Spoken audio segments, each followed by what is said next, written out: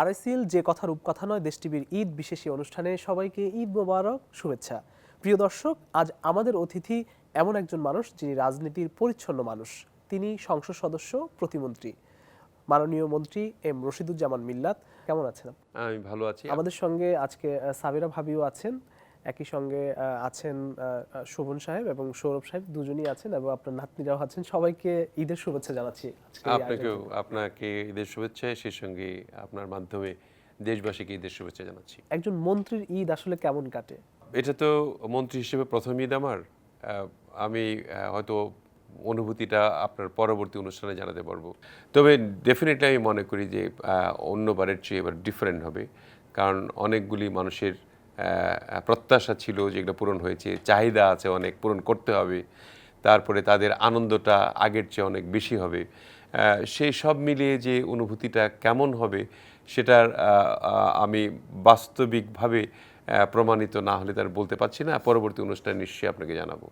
ঈদে আসলে কি করা হয়? তো নর্মালি আপনি জানেন যে ঈদের আনন্দ এই সিয়াম সাধনার পরে একটি মাস পরে রোজার ঈদ, যেটা অন্তপক্ষে ঈদের পরে আপনার সবাই নতুন কাপড় চোপড় কেনা, যেগুলি আমাদের জন্য না, আমাদের বাচ্চাদের জন্য, আমাদের নাতনিদের জন্য সেগুলি প্রযোজ্য।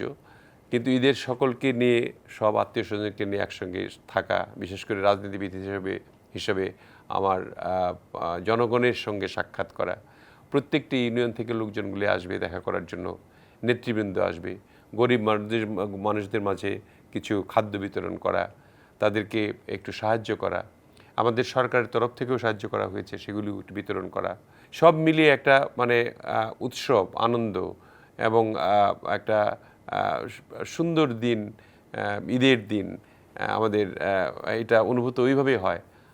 আনন্দের একটি দিন আমার কাছে মনে হয় যে এটা মহান আল্লাহ তাআলার তরফ থেকে একটা মানুষের জন্য আশীর্বাদ স্বরূপ একটা দিন। একজন রাজনীতিবিদ, একজন মন্ত্রী এবং তার আগে যদি আমরা ধরি যে আপনি ছোটবেলার ঈদের সঙ্গে এই ঈদ কেমন লাগে, আসলে মিস করেন কিনা সেই ছোটবেলাটাকে? ছোটবেলার ঈদ তো অন্যরকমই ছিল। সেটা তো এই তখনকার সঙ্গে তো এখন মিলবে না। এখন আমার নাতনিদের মিলবে আর কি। ওদের ছোটবেলার ঈদ কেমন লাগে ওদেরকে জিজ্ঞেস করলে বুঝতে পারবেন। আমাদের ছেলেদেরকেও জিজ্ঞেস করলে বুঝতে পারবেন। আমরা ছোটবেলায় ঈদের প্রথম বিষয়টি ছিল নতুন কাপড় চোপড় কেনা।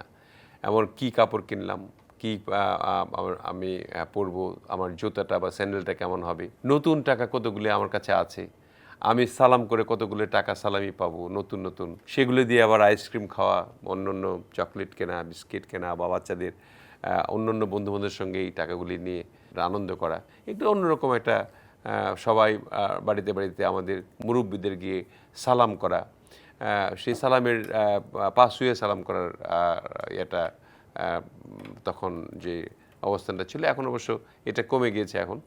এখন ছেলেপেলেরা এমনি সালাম দেয় আর কি, পা ছুঁয়ে সালাম করে না। তো সালামি নেওয়ার জন্য সালামি কে কত পেলো এটা আবার হিসাব করা, এই নিয়ে মহা আনন্দ হতো একটা ছোটোবেলায় আর কি। তো এখন তো আর সেটার অনুভূতি আমাদের মধ্যে ওইরকম আসে না। আমরা বরঞ্চ যারা সালাম করতে আসবে তাদের কিভাবে আনন্দ দিতে পারি, তাদেরকে কিভাবে একটু সালামি দিতে পারি, কিভাবে একটু সাহায্য করতে পারি, বা একটা মজার গল্প করতে পারি, একসঙ্গে বসে খাওয়া দাওয়া করতে পারি, এই ধরনের একটা বিষয় এখন আছে আর কি। কোনটাকে বেশি উপভোগ্য মনে হয়? দুটোই উপভোগ্য। মানে আপনিও তো একসময় বাল্যকাল কাটিয়েছেন, এখন বুঝতে পারেন আর কি। তখনকার উপভোগটা ছিল অন্য কোনো চিন্তাবিহীন আর কি, তখন মিস করেন নিশ্চিন্ত, মানে কোনো কিছু শুধু আনন্দ আর আনন্দ। এখন আনন্দের সঙ্গে কাজের যে একটা প্রেশার, চাপ, এই আনন্দ আমরা ভাগাভাগি করছি, তারপরে কিন্তু আমার কাজের একটা চাপ আমার মাথার মধ্যে কাজ করতেছে যে এই ঈদের পরে বসে আমাদের কখন মিনিস্ট্রি খুলবে, বসবো, আমাদের কি কি কাজ বাকি আছে। বিশেষ করে এবারে তো বুঝেন আপনি যে বাংলাদেশ জাতীয়তাবাদী দল সরকার গঠন করার পর জনাব তারেক রহমান যখন প্রধানমন্ত্রী হয়েছেন, তার প্রধানমন্ত্রী হওয়ার পরের দিন থেকেই একটি দিনও আমাদের কিন্তু আমরা অফিস করা বাদ দিইনি। সকাল 9টা থেকে অফিস আমরা কন্টিনিউ করতেছি, এবং তার নির্দেশনা হলো আমাদের যে কমিটমেন্টগুলি ছিল 31 দফা এর মধ্যে, এবং তার মধ্যে যে কমিটমেন্টগুলি আমরা ইলেকশনের সময় খুব বেশি জোর করে বলেছি আর কি, তার মধ্যে কিন্তু এই এক মাসে অনেকগুলি কমিটমেন্টকে তিনি পূর্ণ করেছেন, এবং আমাদেরকে প্রত্যেকটি মন্ত্রণালয়কে ইন্ডিভিজুয়ালি যার যার মন্ত্রণালয়কে পরিচ্ছন্ন রাখার জন্য, দুর্নীতি মুক্ত রাখার জন্য এবং আগের যে জঞ্জালগুলি আছে সেগুলিকে ক্লিয়ার করে পরিচ্ছন্নভাবে প্রত্যেকটি মন্ত্রণালয়কে এগিয়ে নিয়ে যাওয়ার জন্য দেশের স্বার্থে, জনগণের স্বার্থে। এবং প্রায়শই তিনি বলেন যে অন্য দেশের লোক যদি দেশকে উন্নত করতে পারে আমাদের দেশের লোক পারবে না কেন। এই যে একটা তার যে স্পিরিট, সেগুলি আমাদেরকেও ছুঁয়ে গেছে। আমরা তার মন্ত্রিসভার মন্ত্রী, সেই হিসেবে আমরাও কাজ করছি ওইভাবে এবং আমরা চেষ্টা করছি প্রত্যেকটি জায়গায় ধরার জন্য। মাত্র তো শুরু হলো, আমাদের 1 মাস পূর্ণ হলো সরকারের, কিন্তু আমাদের 5 বছর যা শুরু হয়েছে গত 12 তারিখ থেকে। গত 12 তারিখে পার্লামেন্ট বসেছে, 5 বছর সেদিন থেকে কাউন্ট হওয়া শুরু হয়েছে। সো আমরা ওইভাবেই চিন্তা করছি। ধন্যবাদ। আমি একটু ভাবির কাছে যেতে চাই। সাবেরা ভাবি, ঈদ মোবারক আপনাকে। ঈদ মোবারক আপনাকে। সবাইকে ঈদের শুভেচ্ছা। আমাদের দেশবাসী যারা দেখছে, ভালো কাটছে। ঈদটা তো অনেক আনন্দের। আর এখন তো নাতনিরা আছে, ছেলেমেয়েরা, ফুটে দুজন নাতনি আছে। হ্যাঁ, ওদের জন্য আরও আনন্দ বেশি করে। তো ভালো লাগছে সব মিলে আর কি। ছোটোবেলায় যে ঈদের আনন্দ, ওইটা তো আর এখন নাই। এখন তো ওদেরকে নিয়েই সব কিছু। ছোটোবেলায় অনেক আনন্দ করেছিলাম, নতুন কাপড় চোপড় পরবো, ঘুরবো, বেড়াবো ফ্রেন্ডদের সাথে। ওইটা অন্যরকম একটা মজা ছিল। আর এখন আরেক রকম। ওরা ওরা তো কথা বলতে পারে নিশ্চয়ই। কেমন ঈদ মোবারক সবাইকে। বাহ, মাশাআল্লাহ, অনেক ধন্যবাদ, অনেক সুন্দর হয়েছে। আমরা একটু সৌরভ ভাইয়ের কাছে যেতে চাই। আপনাকে ঈদ মোবারক। ঈদের এই সময়টা আসলে কিভাবে কাটান আপনারা? জি, ঈদ মোবারক আপনাকেও এবং দেশ টিভির সকল দর্শক এবং দেশ টিভির মাধ্যমে আমি সকল দেশবাসীকে ঈদের শুভেচ্ছা জানাচ্ছি। জি, ঈদের সময়টা ভালোই কাটে। মানে এটা তো যেহেতু ঈদ উল ফিতর, রোজার ঈদ, 30 দিন সিয়াম সাধনার পর এই আনন্দের ঈদটি আসে। ছোটবেলা থেকেই আমরা যেটা দেখে এসেছি, করে এসেছি, আমরা এই দিনটার জন্য অপেক্ষা করতাম যে কবে রোজা শেষ হবে, ঈদ হবে। এবারও ব্যতিক্রম কিছু নয়, এবারের ঈদটাও আমাদের ভালোই কাটছে এবং আমরা সকলকে নিয়েই বেশ আনন্দ করছি। খুবই চমৎকার। আপনাকে ঈদ মোবারক। আমি একটু শোভন ভাইয়ের কাছে যেতে চাই। কেমন কাটছে আসলে ঈদের এই সময়টা? ধন্যবাদ আপনাকে। সকলকে ঈদ মোবারক জানাচ্ছি। বিগত ঈদগুলোর মতন এইটা কিছুটা ব্যতিক্রম আমি বলবো, যেহেতু বিগত সরকারের সময় যেভাবে ঈদগুলো করে এসেছি আমরা কিন্তু সেরকম আমেজপূর্ণ কোনো পরিবেশে কিন্তু ঈদটা কাটাতে পারতাম না। যখন দেখা যায় যে আমরা ঈদের পরিপূর্ণ আমেজটা সঙ্গে যখন আমাদের রাজনৈতিক একটা বন্ধন থাকে এবং এবার আমরা যেটা অনুভব করতে পারছি, এবার সরকার গঠন করার পর থেকে, যেহেতু আমার বাবা এখন মাননীয় প্রতিমন্ত্রী হয়েছেন, তো স্বাভাবিকভাবে আমাদের জন্য কিন্তু এবারের ঈদটা খুব আনন্দময়। আপনি তো রাজনীতিও করেন, আমি যতটুকু জানি। আব্বুর সঙ্গে আমি রাজনীতি শিখছি, আমি করি বলবো না, আমি এখনো শিখে যাচ্ছি। I am still in the learning stage. দীর্ঘদিন থেকে আমি আব্বুর সঙ্গে অ্যাটাচড হয়ে আমি কর্মকাণ্ডগুলো দেখছি, শিখছি এবং এটা লার্নিং প্রসেসের তো কোনো শেষ নেই। তো আলহামদুলিল্লাহ আমি বলবো যে আমরা খুব সুন্দর একটা ঈদ এবার কাটাতে পারছি আল্লাহর রহমতে। প্রতিটি ঈদ আমরা স্বতঃস্ফূর্তভাবে একটি গণতান্ত্রিক বাংলাদেশে সুন্দরভাবে সকলকে নিয়ে আমরা সুন্দরভাবে ঈদটি উদযাপন করতে পারবো ইনশাআল্লাহ। অসংখ্য ধন্যবাদ আপনাকে। আমরা একটু আবারও মাননীয় প্রতিমন্ত্রীর কাছে যেতে চাই। মাননীয় প্রতিমন্ত্রী, আপনি দেওয়ানগঞ্জ, বকশীগঞ্জ থেকে সংসদ সদস্য নির্বাচিত হয়েছেন, বিপুল ভোটে জয়লাভ করেছেন। এটি সম্ভবত আমি যতটুকু জানি দ্বিতীয়বার আপনি সংসদ সদস্য হলেন এবং যখন মন্ত্রী হওয়ার ফোন পেলেন, সেই অনুভূতিটা একটু জানতে চাই। অনুভূতি তো আপনাকে এটা ঠিক বোঝাতে পারবো না। মানে দেশ গড়ার কাজে নিজেকে নিয়োজিত করতে পারবো সরকারের থেকে, এটার একটা কল পাওয়া, এটা তো নিশ্চয়ই একটা রাজনীতিবিদদের জন্য অনেক বড় পাওয়া আর কি। আমার 38 বছর হয়েছে রাজনীতিতে। এতদিন থেকে রাজনীতি করার অর্থই ছিল মানুষের উপকার করা, মানুষের জন্য কাজ করা, দেশের উন্নতি করা, দেশের জন্য কাজ করা। কিন্তু বিগত যে এই 16 বছর 17 বছর, সেগুলির অবস্থা তো আপনারা জানেন যে ফ্যাসিস্ট আমলে আমাদের অবস্থাটা কী ছিল। তারপরেও একটা আশা ছিল যে হয়তো কোনো এক সময় পেলে আমরা দেশের জন্য একটু ভালো কাজ করতে পারবো এবং সেটা সরকারে থাকতে পারলে কাজটা করা সহজ হয়। কারণ সরকারি সিদ্ধান্ত নিয়ে অনেক কিছু করা যায়। সরকার যেমন সংসদ সদস্য হিসেবে থাকলে পরে সংসদ সদস্যদের সরকারের কাছে তাদের এলাকার জন্য কাজ করার জন্য ধর্ণা দিতে হয় এবং তাদের কাছে যেতে হয়, বিভিন্ন মন্ত্রণালয়ে যেয়ে কাজ করতে হয়। এখন নিজেই প্রতিমন্ত্রী হয়েছি আমি। অনেক মন্ত্রীরা আমার জুনিয়র, ছোট ভাই, অনেক আছে বন্ধু, প্রায় সবাই মিলে পরিবারের মতো আর কি এই মন্ত্রণালয় এটা গঠিত হয়েছে এবং আন্ডার দ্য লিডারশিপ অফ জনাব তারেক রহমান, তিনিই প্রধানমন্ত্রী, যার মধ্যে কোনো হিংসা বিদ্বেষ অহংকার নাই এবং দেশকে তিনি করতে চান। তো এরকম একটা লোকের নেতৃত্বে আমরা মন্ত্রীর হব, এর ডাক পেয়ে তো নিশ্চয়ই অনেক আনন্দিত হয়েছিলাম এবং আমি দেশ গড়ার কাজে জনাব তারেক রহমানের হাতকে শক্তিশালী করার জন্য একটা অঙ্গ হিসেবে কাজ করতে পারবো। অসংখ্য ধন্যবাদ মাননীয় মন্ত্রী। আমরা একটু বিরতি থেকে ফিরে আবারও এই ঈদ আড্ডায় ফিরবো। প্রিয় দর্শক, RICL যে কথার উপকথা অনুষ্ঠানে আজকে আমাদের সঙ্গে আমাদের অতিথি বেসামরিক বিমান ও পর্যটন প্রতিমন্ত্রী এম রশিদুজ্জামান মিল্লাত। আমরা আবারও এই আড্ডায় ফিরবো, তবে নিচ্ছি একটি ছোট্ট বিরতি।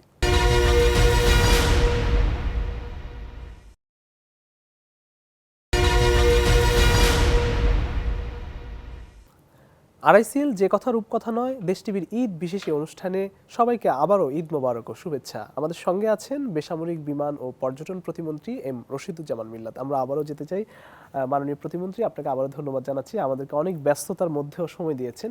আমি একটু আপনার মন্ত্রণালয় নিয়ে প্রশ্ন করতে চাই।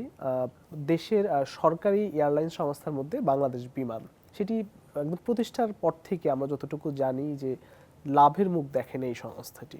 সেই জায়গা থেকে আপনারা দায়িত্ব নিচ্ছেন, আপনাদের সরকার বেশ ভালো করছে এখন পর্যন্ত, সেই জায়গা থেকে কিভাবে উত্তরণ ঘটাবেন?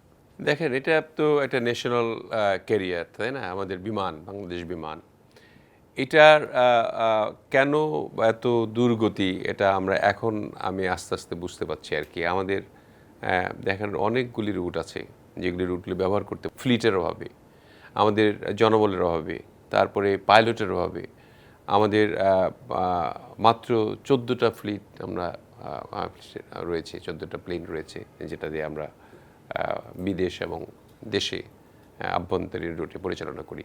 তো এটা দিয়ে এত বড় একটা দেশ, 20 কোটি লোকের একটা দেশে খুবই অপ্রতুল এবং আমাদের বাইরের যে অনেকেই ধরেন আমাদের এখানে অন্যান্য যে এয়ারলাইন্সগুলি আসে ব্যবসা করছে 10 বছর 15 বছর আগেও আপনার ইউই, দুবাই, এমিরেটস, তাদের কিন্তু মাত্র কয়েকটা ফ্লিট নিয়ে তারা শুরু করেছিল আর কি, কিন্তু এখন অনেক। টার্কির আপনার 60টা ফ্লিট নিয়ে শুরু করেছিল, এখন 400-র বেশি। তা আমাদের এখানে এগুলি বিগত সরকারগুলি এইভাবে কাজ করেন। এই যে বিমানবন্দর বলেন, বিমান বলেন, এগুলি কিন্তু দেশের অনেক মেরর হিসেবে কাজ করে, মানে দর্পণ হিসেবে কাজ করে। এগুলি আন্তর্জাতিক রুটের ক্ষেত্রে সবচেয়ে অন্যতম একটা হাব হতে পারে, এখনো হতে পারে। বিশেষ করে আপনি দেখেন এখানে আমাদের যে MRO করতে হয়, মানে মেনটেনেন্স, রিপেয়ারিং এবং ওভারহোলিং প্লেনগুলি যে আমাদেরগুলিও করতে হয়, সেগুলি ইন্ডিয়াকে করতে হয়। অথচ আমাদের এখানে এত ভালো সুন্দর জায়গা রয়েছে যে বাইরের দেশের প্লেনগুলি আমরা MRO করতে পারতাম। যেমন শ্রীলঙ্কা, মালদ্বীপ, তারপরে এখানে নেপাল, বাংলাদেশ, এগুলির আমরা কিন্তু এখানেই আমরা এই ওভারহোলিংগুলি, রিপেয়ারিংগুলি করতে পারতাম, সেগুলির উদ্যোগ নেওয়া হয়নি। আমি এক কথা যদি শুনতে চান আপনাদের, আমি বলবো যে কোনো উদ্যোগ নেওয়া হয় নাই কোনো সরকারের আমলে। আমরা আমাদের নির্দেশিত হয়েছি ইতিমধ্যেই আমাদের ফ্লিটকে বাড়ানোর জন্য, আমাদের এয়ারপোর্টটাকে ঠিক করার জন্য, 3rd টার্মিনালটাকেও আমরা তাড়াতাড়ি উদ্বোধন করার জন্য, যাতে করে আমরা আগামী দিনে আর এই কথাটা আপনারা না বলতে পারেন যে বিমান আর লাভের মুখ দেখেনি। আমরা আশা করছি যে প্রধানমন্ত্রীর নেতৃত্বে যেভাবে আমরা পরামর্শ পাচ্ছি, আমরা হয়তো বোয়িং কিনতে যাচ্ছি, আমরা এর সঙ্গে এয়ারবাসও কিনব এবং আমাদের 3rd টার্মিনাল শুরু হবে। আমরা কক্সবাজার আমরা ইন্টারন্যাশনাল এয়ারপোর্টে পরিণত করব এবং এটার ভালো একটা মানের এয়ারপোর্ট হবে। সেই সঙ্গে আমাদের প্রায় 68 জায়গায় আমরা রুট নির্ধারণ প্রিলিমিনারিভাবে করতেছি এবং আমাদের এই ফ্লিটগুলি পেলে আমরা এগুলি চালু করব। প্রয়োজনে লিজ নিয়ে আমরা শুরু করব এবং বিমান বোর্ড থেকে আরম্ভ করে যেখানে দুর্নীতি ভয়ারণ্য ছিল যে সমস্ত জায়গাগুলিতে, সেখানে সে সমস্ত লোকগুলিকে অপসারণ করা, দেখা, সেখানে স্বচ্ছতা আনা এবং কিছু ভালো ভালো লোকগুলিকে অ্যাপয়েন্ট করে ভালো বোর্ড গঠন করে, এমনকি পর্যটনের ভালো বোর্ড গঠন করে আমরা বিমান ও পর্যটন মন্ত্রণালয়কে একটা লাভবান প্রতিষ্ঠানে প্রতিষ্ঠিত করব বলে আমরা কাজ করছি। মাননীয় মন্ত্রী, এত ব্যস্ততা, এত চাপ, এত চ্যালেঞ্জ, এর মধ্যে দিয়ে পরিবারকে কিভাবে সময় দেওয়া হয়? সময় কি দিতে পারেন? পরিবারকে সময় দেওয়া হয় না, খুব কম রাত্রে ঘুমানোর আগে একটু বিশেষ করে দেখা। তারেক রহমানের সরকার তো প্রতিদিনই অফিস করছে। এবং সবচেয়ে মজার কথা হলো যে আমরা ফ্রাইডে তো অনেক সময় আমাদেরকে কাজ করতে হচ্ছে আর কি। সেটা ভালো, কারণ আমাদের এই যে জট, আপনার 17 বছরের জটটি, এটা খুলতে হলে আপনার এই 5 বছর এইভাবেই কাজ করতে হবে।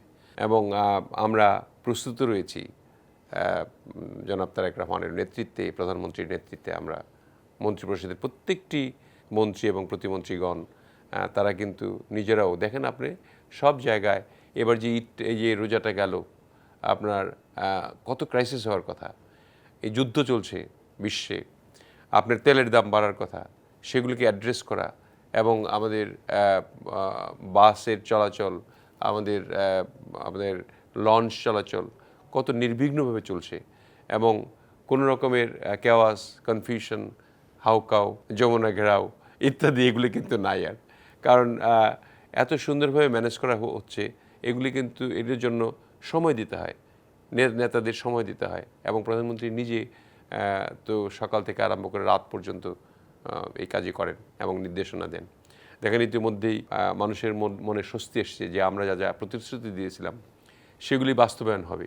ইতিমধ্যে ফ্যামিলি কার্ড দেওয়া হয়েছে, কৃষক কার্ড দেওয়া হবে, আপনার মুয়াজ্জিন ইমামদের যে ভাতা দেওয়ার কথা ছিল সেগুলি শুরু করা হয়েছে, আমাদের খাল খনন শুরু করেছি। সমষ্টিকভাবে বলতে পারেন আপনি যে যদি ওনার নেতৃত্বে বাংলাদেশ এভাবে চলে তাহলে ঘুরে দাঁড়াতে বেশি দিন লাগবে না, আরেকটা জিয়াউর রহমানের মতো একটা বিপ্লব ঘটবে ইনশাআল্লাহ।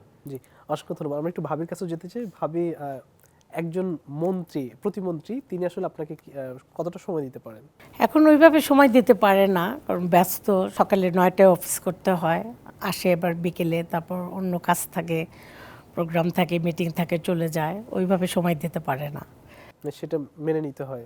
হ্যাঁ, মেনে নিয়েছি, কোনো অসুবিধা নাই। এখন তো ছেলে মেয়ে নাতনি এদেরকে নিয়েই ভালো সময় কেটে যায়, ওইটা আর মনে হয় না যে সময় দিতে পারলো না আমাকে, ওটা আমি ভুলেই গেছি। আপনি কি কোনো সামাজিক কর্মকাণ্ড কিংবা রাজনীতির সঙ্গে জড়িত আছেন কিনা? না, আমি ওইভাবে রাজনীতির সাথে জড়িত না, আমি পাশে থেকে যতটুকু করার করি আর কি। পরিবারকে সময় দেওয়া হয়? পরিবারকে সময় দিই।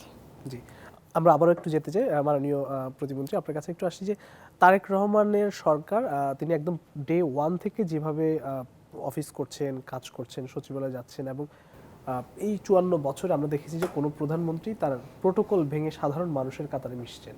এটাকে আসলে কিভাবে দেখেন? এটাই পরিবর্তন, এইভাবেই দেখি। 54 বছরে যে অবস্থা ছিল, যার কারণে আমরা বাংলাদেশ ঘুরে দাঁড়াতে পারেনি, মাথা উঁচু করে দাঁড়াতে পারেনি, সেটার পরিবর্তন এবার ঘটবে, এবং এটাই পরিবর্তন, এবং রেডিক্যাল পরিবর্তন, একদম আপসাইড ডাউন। আপনি বলতে পারেন যে 180 ডিগ্রি পরিবর্তন। এরকম প্রধানমন্ত্রী কোনোদিন দেখেন নাই। এরকম প্রধানমন্ত্রী মানুষের জন্য কাজ করার যে ইচ্ছা প্রকাশ, এবং তা সঙ্গে সঙ্গে নিজে করা, দেখিয়ে দেওয়া, এরকম তো আপনার দেখেন নাই কোনো সময়। এটাই প্রথম। এবং আমার বিশ্বাস যে 54 বছরের বাংলাদেশ যেভাবে ছিল, এবার একটি নতুন বাংলাদেশ হিসেবে আবির্ভূত হবে এই বাংলাদেশটি এবং তার নেতৃত্বে। এবং আপনি দেখেন তার কারণে কিন্তু তিনি কাউকে বলতেও হচ্ছে না, তিনি নয়টায় যে অফিসে যাচ্ছেন, সেক্রেটারিরা, আপনার ব্যুরোক্রেটরা যারা দেরিতে আসতেন আর কি, তারা কিন্তু এখন আর দেরি করেন না, কারণ জানে প্রধানমন্ত্রী মন্ত্রণালয়ে আছেন।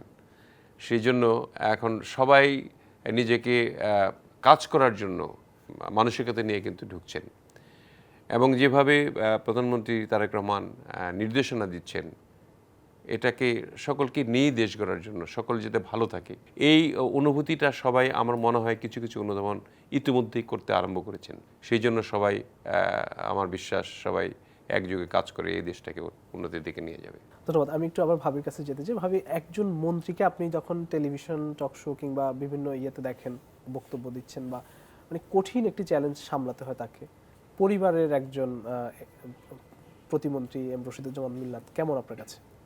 যখন কাজে থাকে, ব্যস্ত থাকে অন্যরকম, যখন বাসায় আসে পরিবারকে সময় দিচ্ছে, কথা হচ্ছে, একসাথে খানাপিনা হচ্ছে, নাতনিদের সাথে মজা করছে, ওইটা আবার অন্যরকম।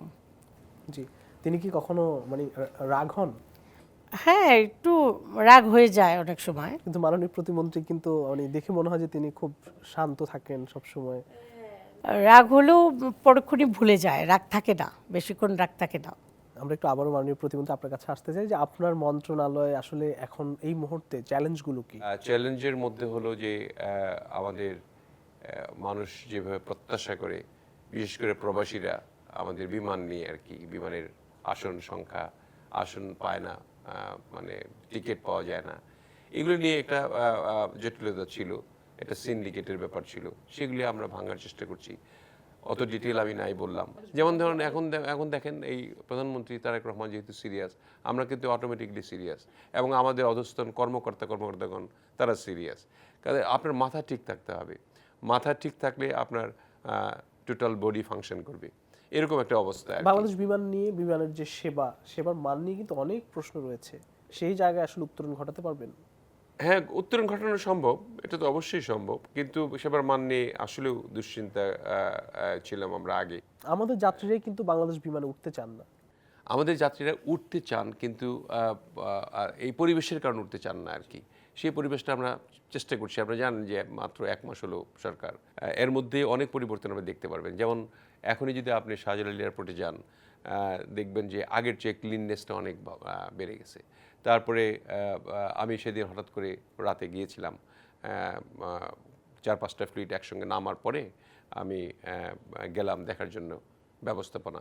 সেই ব্যবস্থাপনা আগের চেয়ে অনেক ভালো হয়েছে, কারণ আমি এর আগেই গিয়ে একবার আমরা একটা T1 এবং T2 দুইটা টার্মিনাল, আমাদের T1 দিয়ে শুধু লোকজনগুলি বেরোতো, আমাদের 8টা বেল্ট, এই 8টা বেল্টের লোকজনগুলি একসঙ্গে যদি বেরোতো তখন লম্বা লাইন করে আপনার প্রায় বেরোতেই 1-1.5 ঘন্টা, আবার কাস্টমস ক্রস করে বেরোনো, এটা একটা বিশাল ঝামেলা ছিল।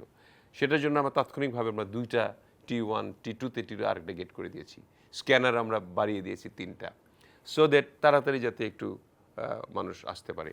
পরিচ্ছন্নতার ক্ষেত্রে একটা হব ছিল।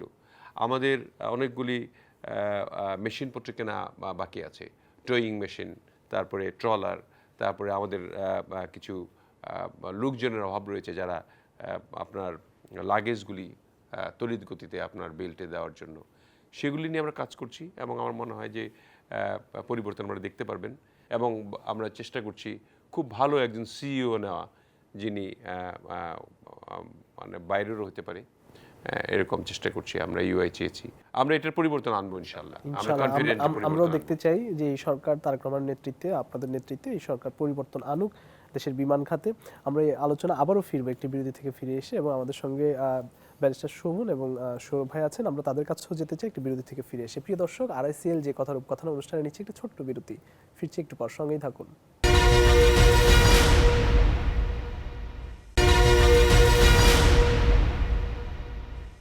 RICL যে কথার উপকথন অনুষ্ঠানে ঈদের এই বিশেষ অনুষ্ঠানে আপনাদের সবাইকে আরও একবার স্বাগত জানাচ্ছি। প্রিয় দর্শক, আমাদের সঙ্গে আছেন বেসামরিক বিমান ও পর্যটন প্রতিমন্ত্রী এম রশিদুজ্জামান মিল্লাত। আমরা আবারও যাচ্ছি ওনার কাছে।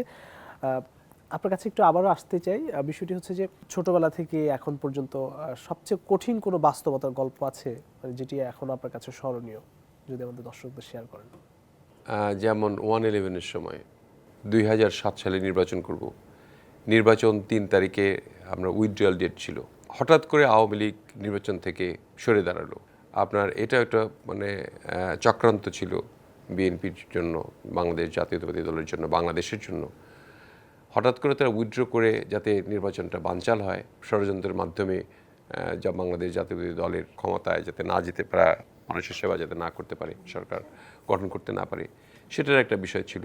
সেই জন্য আমার খুব এখনও মনে পড়ে যে 3 তারিখে উইথড্র করার পরে আমরা কিছু 17 জন, আমাদের মাননীয় প্রধানমন্ত্রী তারেক রহমান সেখানে ছিলেন, তিনিও সিলেকশন হলেন। আমরা 17 জন, দেশনেত্রী বেগম খালেদা জিয়া তখন তিনিও সিলেকশনে ছিলেন, আমরা 17 জন সিলেকশন হলাম, আমরা চলে আসলাম।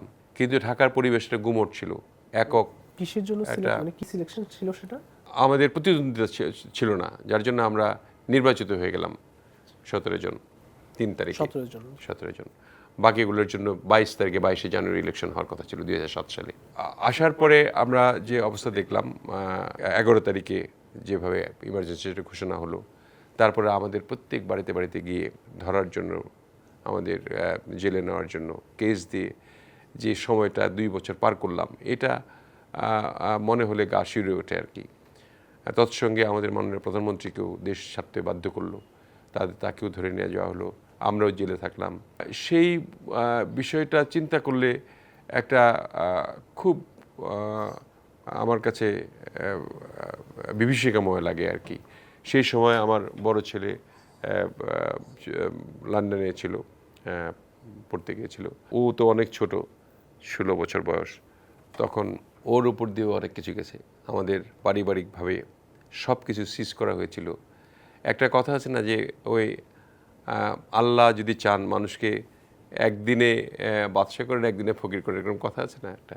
তা আমরা দেখলাম একদিন হঠাৎ করে নির্দোষ, আমরা দোষী নই, কিন্তু হঠাৎ করে আমাদের সব কিছু সিজ করা হয়ে গেল। আমাদের কিছুই নেই, মানে ব্যাংক থেকে আরম্ভ করে পারিবারিক সম্পত্তি থেকে আরম্ভ করে আমাদের যে যা কিছু আছে সব কিছু সিজ করা হলো। এটা চক্রান্ত ছিল একটা, ওই সময় খুব নিঃস্ব মনে হলো আর কি। কিন্তু আল্লাহ যে মহাপরিকল্পনাকারী, এরপরে যে দেরিতে হলেও যে এটার সুফল পাওয়া যাবে তা কিন্তু এখন বোঝা যাচ্ছে। আপনার যদি সুখের কোনো মুহূর্ত শেয়ার করতে চান? যদি বলি সবচেয়ে মানে ভালো অনুভূতি যেটা ফিল হয়েছিল আর কি, এটা আমি বাল্যকালের কথা বললাম না বা পরবর্তী কথা না বলে, আমার যখন প্রথম সন্তান হয় সৌরভ, তখন যে অনুভূতিটা ছিল, এটা যারা পিতা হয়েছেন তারা বুঝতে পারবেন আর কি। আমার এত আনন্দ লাগছিল আর কি, মানে ঢাকা থেকে কি কিনলে পরে ছোট বাচ্চার কি লাগবে, এই যে অনুভূতি, এত আনন্দ, এটা নিয়ে আমি মানে এটা ভুলতে পারবো না আর কি। সবচেয়ে বেশি আনন্দের ছিল এটা। খুবই চমৎকার আসলে গল্প আড্ডা হচ্ছে। আমরা একটু আপনার নাতনিদের সঙ্গে একটু কথা বলতে চাই। ঈদে কি সেমাই খাওয়া হয়? ঘুরতে যাওয়া হয় ঈদে? হ্যাঁ, মানে দুজনই পোলাও খেতে পছন্দ করো? বাহ, মাশাআল্লাহ। পোলাও আর সাদা মিষ্টি। সালামি নেওয়া হয় ঈদে? কে কে সালামি দেন? সেটা অনেক মনে।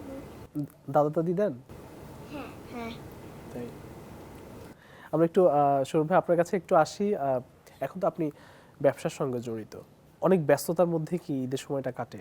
জি, ঈদের বিশেষ করে মানে মানে যারা ব্যবসা বা যে কোনো কাজের সঙ্গে নিয়োজিত আছে এটা জানেন যে মানে যেহেতু ঈদের একটা লম্বা ছুটি থাকে আমাদের দেশে, মানে রোজার শেষের দিকে, তো সেই ক্ষেত্রে ব্যবসায়িক মানে যে সব কাজগুলো সম্পন্ন করা, এটা বিশেষ করে আমরা যারা ব্যবসা করি, ব্যবসার সাথে জড়িত, আমাদের কিছু ছোট ছোট শিল্প কারখানা আছে, ইন্ডাস্ট্রি আছে, সেখানে কর্মচারীদের বেতন, বোনাস এগুলো কমপ্লিট করা, ব্যবসার বিভিন্ন দেনা পাওনা মানে অ্যাডজাস্ট করা, এগুলো করে কিন্তু আমাদেরকে ঈদ ক্লোজিংটা করতে হয়। তো সেই ক্ষেত্রে স্বাভাবিকভাবে সব ব্যবসায়ীরাই রোজার সময় খুব একটা ব্যস্ত সময় পার করে, ঈদের আগে একটা ব্যস্ত সময় পার করে। এবারও ব্যতিক্রম ছিল না, সেরকমই হয়েছে। বাট এবার যে জিনিসটা মানে যেটা আমার বাবাও বলছিল, আমার ছোটো ভাইও বলছিল, যে এবার এটা একটু হলো ব্যতিক্রম এই পরিবেশের কারণে। কারণ বহু বছর পরে একটি গণতান্ত্রিক সরকার বাংলাদেশে আছে। আমরা যে দলকে পছন্দ করি, আমাদের বাংলাদেশ জাতীয়তাবাদী দল বিএনপি, এখন জনগণের ভোটে রাষ্ট্র ক্ষমতায় গেছে। আমাদের সকলের প্রিয় তারেক রহমান সাহেব এখন দেশের প্রধানমন্ত্রী হয়েছেন। তো সব কিছু মিলিয়ে এবার আনন্দটা একটু আলাদা আর কি। ধন্যবাদ। আমরা একটু ব্যারিস্টার শোভন সাহেব আপনার কাছে একটু আসি। রাজনৈতিক পরিবারের সন্তান হিসেবে বন্ধু বান্ধবের সঙ্গে কি আড্ডা দেওয়া হয় ঈদে? অবশ্যই আড্ডা দেওয়া হয়, এটা সোশ্যালাইজ তো আমাদেরকে করতেই হয়, এবং বিভিন্ন রকম বন্ধু বান্ধবের সঙ্গে আড্ডা হলে এখন দেখা যাচ্ছে যে বেশিরভাগ ক্ষেত্রে আড্ডাগুলো হয়ে যায় রাজনৈতিক পরিবারের যে সমস্ত সন্তানরা আছে, দেখা যাচ্ছে যে তারাই আমার ফ্রেন্ড সার্কেলের মধ্যে একটু বেশি। তো স্বাভাবিকভাবে আমাদের আড্ডা আলোচনার মধ্যে কিন্তু রাজনীতিও কিন্তু চলে আসে। তো সেগুলো নিয়ে আমাদের কিন্তু আলোচনা বা আড্ডাগুলো হয়, এবং আরও সোশ্যালাইজ করা হয়। যেমন ধরেন আমরা কিছু কিছু সোশ্যাল ওয়ার্ক করতে পছন্দ করি, মানুষের জন্য কি সেবামূলক কাজগুলো আমরা করতে পারি, নতুন কি আইডিয়াসগুলো জেনারেট করা যেতে পারে, সেটা হয়তো তারা তাদের বাবা বা মার সঙ্গে শেয়ার করলো, আমি এসে হয়তো আমার আপুর সঙ্গে শেয়ার করলাম। তো এগুলো নিয়েও কিন্তু আমরা কাজ করি। আপনার জীবনের লক্ষ্য কি? সবারই একটা ভিশন তো থাকেই। আমার যেরকম ভিশনটা আছে, আমি সমাজে একটা প্রতিষ্ঠিত মানুষ হিসেবে এমনভাবে দাঁড়াতে চাই যেন মানুষজন বলতে পারে যে না, যে আব্বু যেরকম ধরেন জনপ্রতিনিধিত্ব আগেও করেছেন, এখনও উনি করছেন এবং এবার নির্বাচিত আবারও হয়েছেন। তো আমারও একটা ইচ্ছা আছে যে ছোটোবেলায় যখন আমি ক্লাস মানে ফার্স্ট 3-4-এ পড়ি তখন আব্বু ফার্স্ট সংসদ সদস্য হয়েছিল। তো ওই সময় কিন্তু আমি স্কুলে বলতাম যে আমি কিন্তু আব্বুর মতন এমপি হব। মানে আমার ছোটোবেলা থেকে এটা একটা ইচ্ছা ছিল এরকম। তো এটা যখন ছোট ছিলাম তখন বলা হতো, বাট এখন রাজনীতি আসলে ডাইরেকশন তো এক একবার এক এক দিকে যায়, এটা তো আমরা জানি। বাট তারপরে এখন এই 2007 সালে যে উদাহরণটা দিল বা যে কথাগুলো আব্বু বললো, ভাইয়া বললো, 2007-এর এই 111-এর টাইমটা কিন্তু আমি পুরোটা সময় একা ছিলাম, আমার ছোট বোন ছিল আমার সঙ্গে, ভাইয়া বাইরে ছিল আর আব্বা আম্মু তো তখন ওই সময় ছিল না। তো অনেক কিছু আমি অনেক বাস্তবতা আমি দেখেছি এবং অনেক কিছু কিন্তু আমি একটু আর্লি স্টেজ থেকে শিখে এসেছি। তো যার ফলে দেখা যাক এখন আল্লাহ তাআলা সবচেয়ে ভালো জানেন যে সামনে কি হবে না হবে, বাট ইচ্ছা আছে মানুষের জন্য ভালো কিছু করার। অসংখ্য ধন্যবাদ আপনাকে, ঈদের শুভেচ্ছা জানাচ্ছি। আমরা একটু ম্যাডামের কাছে যাচ্ছি। আপনি যদি আমাদের দর্শকদের উদ্দেশ্যে একদম শেষবারের মতো কিছু বলেন। আপনাদের দেশ টিভিকে ধন্যবাদ জানাচ্ছি এবং ঈদ মোবারক। সবাইকে ঈদের শুভেচ্ছা, সবাই ভালো থাকবেন, আমাদের জন্য দোয়া করবেন। ঈদ মোবারক। অসংখ্য ধন্যবাদ আপনাকে। আমরা একটু মাননীয় প্রতিমন্ত্রীর কাছে একটু যেতে চাই। হ্যাঁ, মাননীয় প্রতিমন্ত্রী, আপনার জীবনের কোনো অপূর্ণতা যদি থেকে থাকে একটু বলবেন আমাদের দর্শকদের উদ্দেশ্যে। আমি খুব একজন বিশ্বাসী মানুষ এবং আল্লাহর প্রতি অবিচল আস্থা, বিশ্বাস, ইমানদার ব্যক্তি বলতে পারেন আপনি। এই জন্য আমার অপূরণীয় কিছু আছে আমি মনে করি না। আমি যখন যেভাবে থাকি সেটাকে মনে করি এটা আল্লাহ প্রদত্ত আমার জন্য, এটা নির্ধারিত। সেই জন্য আমি সকল সময় মনে করি যেভাবেই থাকি না কেন আমি নিজেকে নিজের পূর্ণতা নিয়েই চলছি, এটাই ভাবি, কারণ এটাই আমার জন্য বরাদ্দ, এটাই নির্ধারিত। আপনি একদম শেষ মুহূর্তে এসে আমাদের দর্শকদের উদ্দেশ্যে কি বলতে চান? সকল দর্শকদের জন্য, শ্রোতাদের জন্য আমি অনেক অনেক ঈদের শুভেচ্ছা জানাতে চাই আপনাদের। আজকের বাংলাদেশের একটা মুক্ত হাওয়ার বাংলাদেশ আমি মনে করব, যে স্বাধীন বাংলাদেশ, রিয়েল স্বাধীন বাংলাদেশে আপনারা এবার ঈদ কাটাচ্ছেন এবং আপনাদের যে সরকার গঠিত হয়েছে অত্যন্ত জনবান্ধব সরকার। এই সরকারের যদি আপনারা সকলে মিলে সহযোগিতা করেন তাহলে বাংলাদেশ একটা সমৃদ্ধশালী বাংলাদেশ গড়ে উঠবে। সেই জন্য আপনাদের প্রতি আমার অনুরোধ, আপনারা আমাদের যে প্রোগ্রামগুলি থাকবে সরকারের, সেই সরকারের প্রোগ্রামের সঙ্গে একত্রতা ঘোষণা করে আমাদেরকে সহযোগিতা করবেন। আমরা আপনাদের পাশে থাকব সবসময় এবং সর্বদাই।